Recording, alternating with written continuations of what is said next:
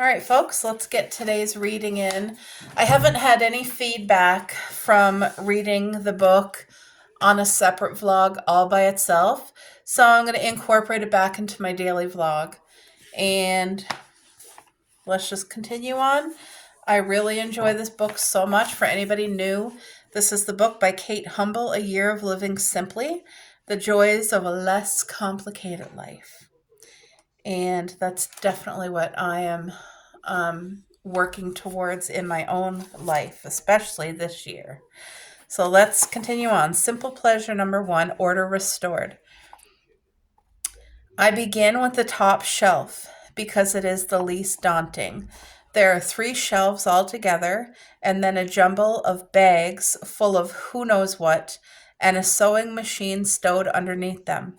The sewing machine is not mine. This is another thing I have deep-rooted fear of, not the actual machine, just using it. It dates back to my school days, and I have plans to address it, just not quite yet. Ludo bought the sewing machine with the admirable intention of using it to mend various items of clothing, jeans that needed patching, the sort of thing. I had no idea he could use a sewing machine and was rather impressed and not a little envious. In a flurry of enthusiasm, it was set up on the kitchen table, and before long, Ludo was parading his newly mended jeans with justifiable pride. The sewing machine has been in the bottom of the cupboard ever since. The top shelf has a comprehensive array of sun creams from Factor 50 down to what appears to be just neat oil. There, after the sun lotions and multiple tubes, cans, and sprays of insect repellent, my favorite being one I remember buying in the Swedish Arctic. More mosquitoes. What? Oh, where mosquitoes are the size of small birds and clothes prove no deterrent. It is called off. Works like a charm. I take the whole lot of the shelf and sit it on the floor to sort them, discarding all the almost empty bottles, any sun cream with a factor of less than 15, anything with DEET in it because my skin doesn't like it, which is annoying because mosquitoes love me, and anything out of date. I wipe perhaps a decade's worth of dust off the shelf and restock it in the manner of pharmacy, marveling at and mildly horrified by my ability to be so damn anal. And when I'm done, I actually step back to admire my handiwork with a happy surge of achievement. I will be back, I say to the cupboard in my best Schwarzenegger voice. Oh, Schwarzenegger. Arnold Schwarzenegger. Okay. Then I close the door and go and have a celebratory cup of tea. I can't face tackling the middle shelf, the one with the plasters and pills. I will need to be in a particular frame of mind to take that one on. But a couple of days later, I clear out the 3rd shelf, travel adapters, sponge bags, lots of little bottles of shampoo and bars of soap, filched from hotel rooms, and the space beneath it, unearthing bags of old torn sheets, shirts with holes in the armpits, more jeans with worn out knees, all presumably awaiting repair, but long since forgotten and replaced. I return to finish the job in the middle of the night. Insomnia, the curse of so many of us middle-aged women, can have its advantages. No one is entirely sane at 3 o'clock in the morning, and a level of insanity is exactly what is required to take on the lurking chaos. How many of us can relate to that, guys? Literally. There are so many people who sleep great through the night and never have an issue, but for those of you who know, you know exactly what she's talking about. Ludo is away, working abroad. I can do this without him ever knowing how deranged I am. It takes a very long time. The date stamps on medicine bottles and pill packets are often hard to find, and then so small and faded they are almost impossible to decipher. Reading glasses might have helped. I ha- if I ha- and I have a pair somewhere, but instead I just hold the packets very close to my face with the glare of the light above the mirror in the bathroom. By the time the sky is streaked with the pale light of coming dawn, our stock of medicines is reduced by 2/3. Oh, wow, that's a lot she got rid of. And is arranged by category: colds, headaches, upset stomachs. The 9 separate packets of plasters, yes, 9, are now combined and contained in one empty ice cream tube without lids, so they are easy to get if either of us is dripping blood all over the place. Oh, they must get nosebleeds there. And besides me is a satisfyingly weighty black bin bag. My work bag is done. Oh, sorry. There's no work bag. My work is done. Okay, and beside me is satisfyingly weighty black bin bag. Oh, the garbage bag is heavy because she threw out all the stuff. Right. My work is done. I shower, dress, and go out to feed the animals, feeling lighthearted and unburdened. By lunchtime, of course, I'm fractious with exhaustion. But it doesn't matter because all I need to do is go upstairs and look inside that cupboard to be instantly restored. I love that. Love it. Let's continue on. Ideas that feel absolutely right one day can seem less right or even ridiculous on another. I have occasionally found myself wondering whether this hankering to shift life's focus, to pare it down and declutter it, isn't some sort of midlife crisis, a phase that will pass. But according to Satish Kumar, my timing is pretty typical. Satish co founded the Schoolmaker College in Devon. The courses it offers are in ecology and horticulture, with the emphasis on working in partnership with nature. Many of the people who come to the college study are between 40 and 50. They've got houses, jobs, money, cars, the trappings of working life in the Western world. But they have come to the realization that they are not content, that their material possessions don't count for anything very much, and the jobs they are doing bring in money, but little in the way of personal satisfaction. And that although they may be employable, they don't have any of the practical skills that give a true feeling of purpose and worth.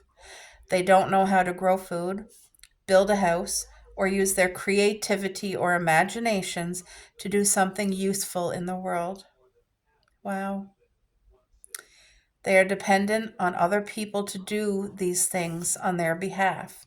But they do know that if they just had time, they would not only be able to learn these skills, but also garner immense pleasure and satisfaction from doing so. Tim Dickens is a bit younger than the average student, in his early 30s.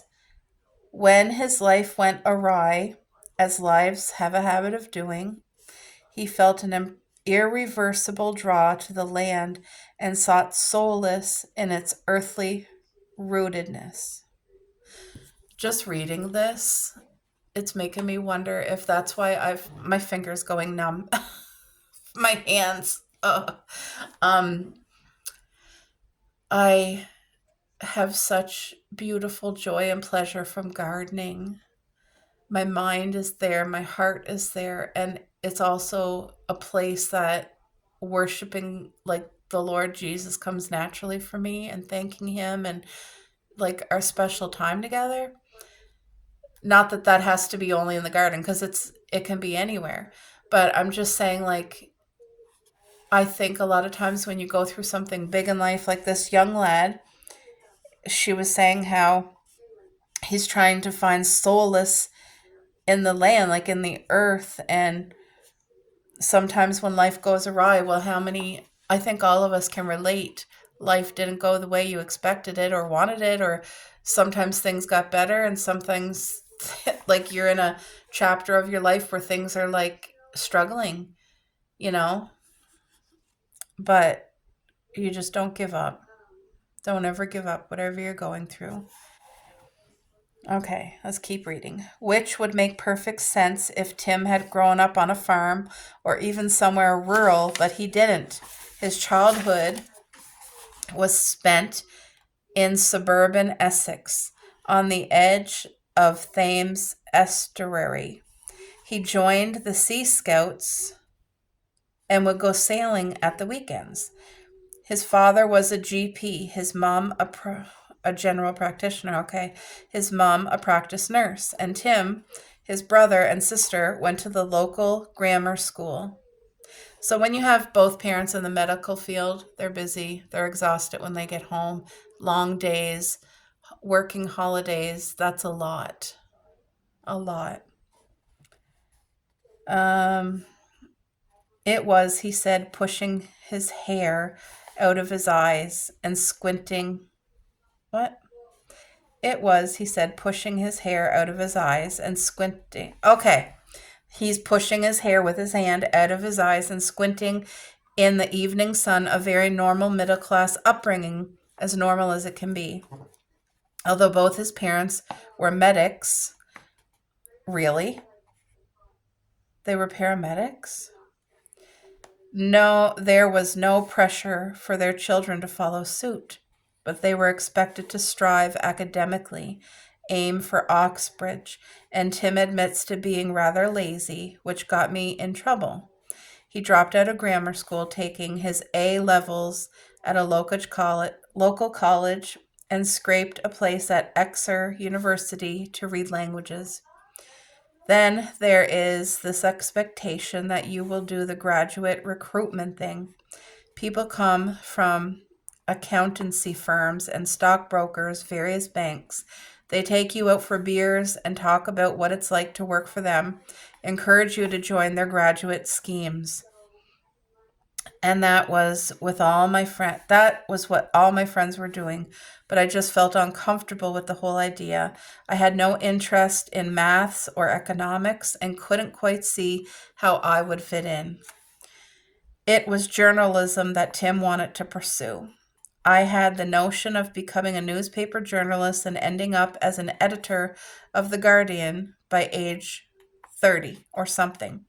So he followed his friends to London, but instead of going to work in the city, he started working for local newspapers in the suburbs. The year was 2008, at a time of economic upheaval and also a time when print media was struggling to compete with the appeal and the potential of the internet. He was made redundant twice, and he also became increasingly disillusioned with the industry. He looks pained as he recalls being sent to knock on the door of the house somebody who had just lost their son in a horrible stabbing incident and asked them if he could write a tribute. And I went, but I felt terrible doing it. They slammed the door in my face. I phoned my editor and he just said, "Go back and knock on the door again." It made me feel grimy and deeply uncomfortable that this was the sort of thing that media believed we all wanted to read about. He also started to realize he was not going to be made editor of The Guardian anytime soon.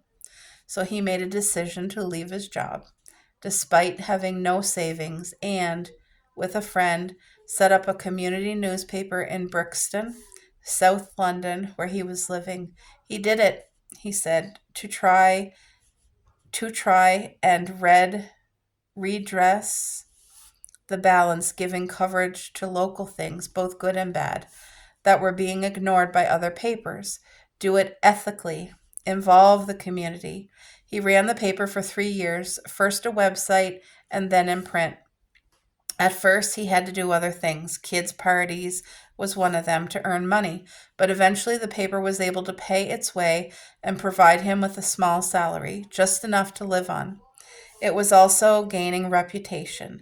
Tim and his friend were nominated for awards, invited to conferences to discuss how best to engage and bring together communities, interviewed on BBC News, but we had to work really, really, really hard.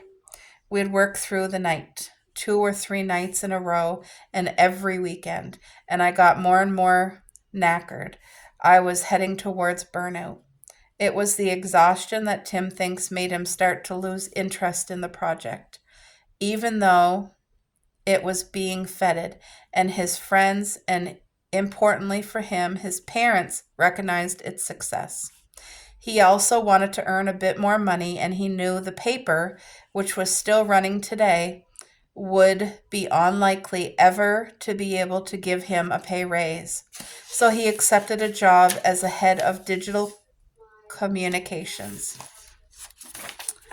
It was well paid, easy 9 to 5 work, 4 days a week, a stark contrast to his working life at the paper, with plenty of opportunities to mix with the glitz and glamour of London's media world.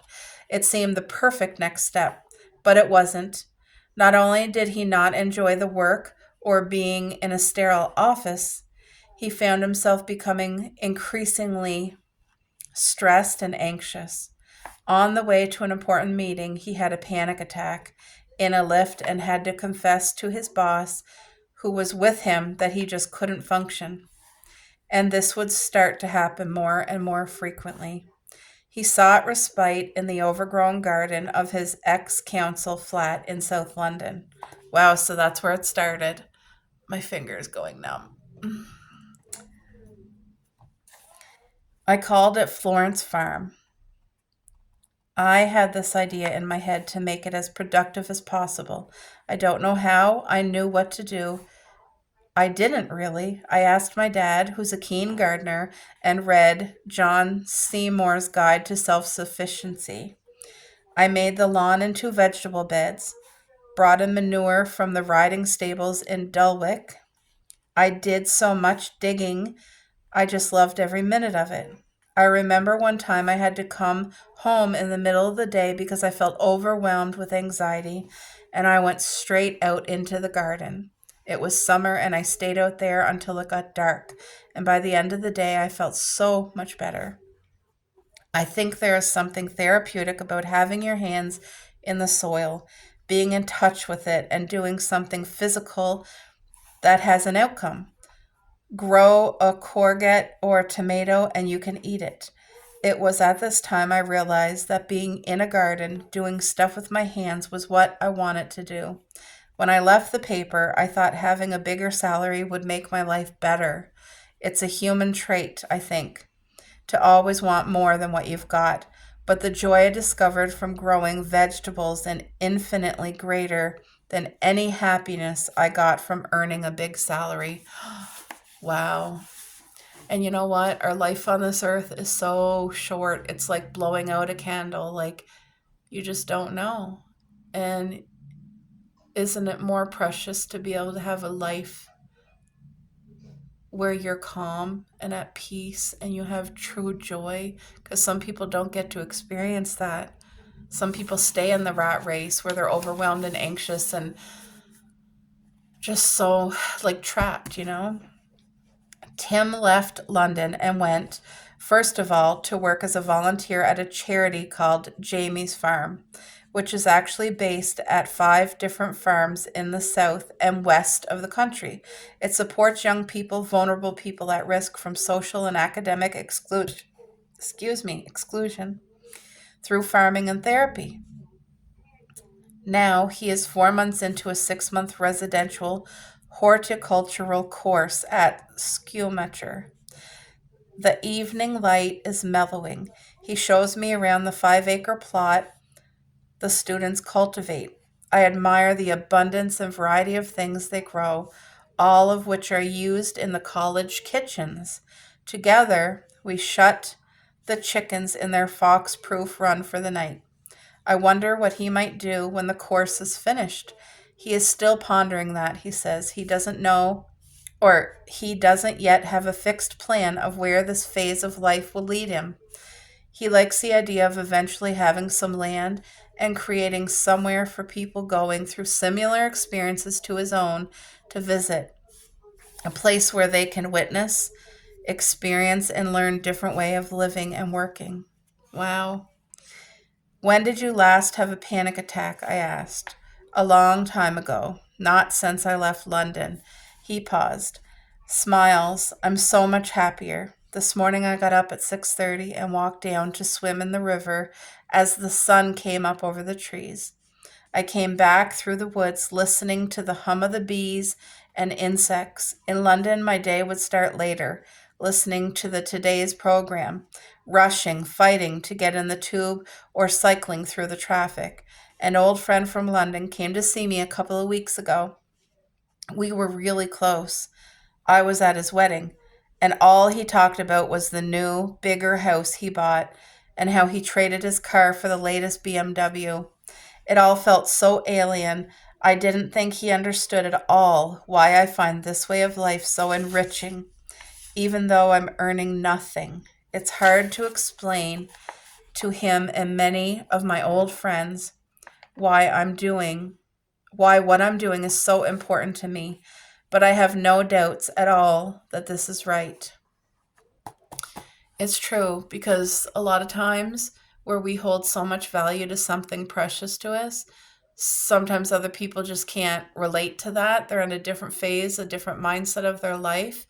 And the things the other guy is holding more important to him right now in this phase is things that their vanity, they'll blow away with the wind. As quick as you gain them, you can lose them. And a bigger house, a fancier car does not bring real lasting joy. Those are just things. And I'm sure in order to gain the bigger house, the fancier car, the pool in the backyard, you're away from your family more, you have less downtime, you lose that sense of why are we here? So, but I hope someday he gets to a place where he can find that in his life. Tim's desire to do something more physical, more tangible, more useful is common amongst many of the people who enroll at the college. And it is a feeling that is increasingly familiar to me. But where, I ask Sadish, does this desire that is apparently so prevalent come from? Sadish smiles his big, generous smile. It's innate. It's intrinsic to human nature. Our hands are made to make. But our society and the way we educate our children dismisses manual labor. It is only for those who have failed, who are not intellectually up to doing anything else. And because of this attitude, instead of being a society of makers, we are a society of consumers, dependent on buying everything we need and easily swayed into buying so much we don't need.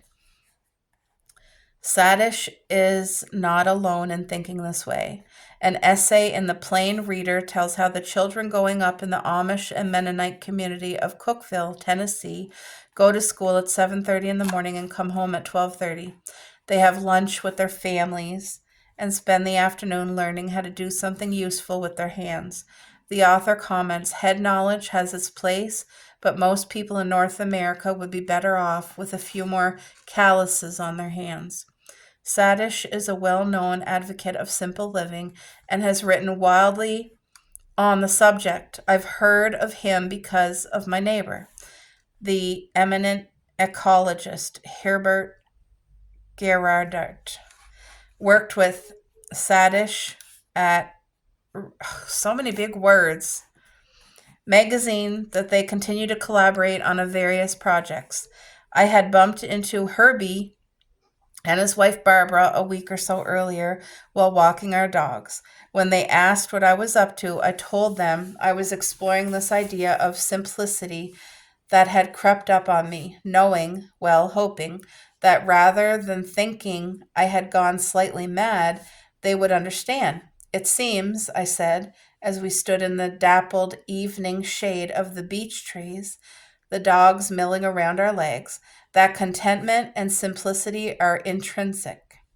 that the reason so many of us in Western society are not content is that we live lives that are overcrowded and overcomplicated. We've confused simplicity with convenience, but convenience doesn't seem to bring happiness. And then I stood looking at my feet, feeling a little bit embarrassed. Herbie and Barbara looked at each other and then back at me and said in unison, "You should go see Satish." And so, after a day of working down in Exeter, instead of me driving home, I went on further to Devon to meet the man who has spent a lifetime living simply. I arrived as supper was being laid out for the residential students and staff. Bowls of salad and vegetables, all grown in the gardens by Tim and the others of his course. Alongside were big crusty loaves of homemade bread, fruit, and cheese. I was invited to help myself to a plateful and join Satish, who was already seated at the table outside in the evening sun. My first thought on seeing him, this man can't possibly be 83 years old. Immaculately dressed in his khakis and a crisp pale blue shirt, with a phone and pen in the pocket, he was spry and dapper, and radiated such extraordinary energy it was like being caught up in a magnetic field. His smile was huge and lights up his eyes and his whole face, and he almost bounces when he talks. He was there. I'm going to end here. What a beautiful story. I can picture these things, and I think it's a blessing that this man had a vision and created this education thing to help so many others. It's not just a journey of being in the garden, but it's also healing and getting us back to our roots. You know, being in nature, getting your hands dirty, being surrounded by life, and doing something that really matters. But it's all in the eye of the beholder. It is.